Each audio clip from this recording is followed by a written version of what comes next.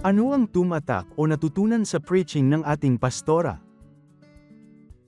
Yung wag mong sarilinin lang, yung ginawa sa'yo ng Panginoon. Kumbaga, share mo through words na kung paano ka binago or paano mo na ramdaman yung pagmamahal sa'yo ng Panginoon.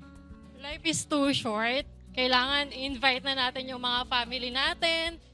Pero hindi ko pa na-invite yung future husband ko. Tsaka yung sana bumalik din yung anak ko sa service. Tumatak sa akin na sinabi ni Pastora is yung lamutakin yung muka. Tsaka, at saka seek ye first. Seek ye first talaga kay Lord. Ayan. Ano o paano mo maisasagawa ang natutunan sa preaching? Dapat willing kang i-share dun sa iba, lalo na dun sa hindi pa nakaka-ramdam nung naramdaman mo na ng pagmamahal ng Panginoon sa'yo. Kumbaga, you should be willing to share the blessing and the Word of God. Tapin ko talaga yung anak ko na magpatuloy sa Panginoon. Kailangan kong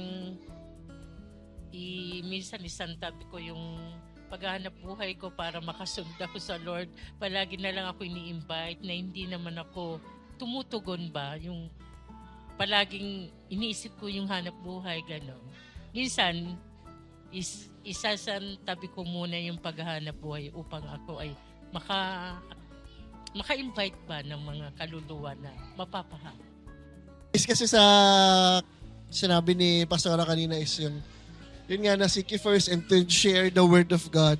Na sinabi niya na dalhin mo yung loved ones mo. So sa akin yung action ko is madala ko talaga si Lay at saka si Lance at saka si Kali sa church to serve the Lord din. Ayun lang.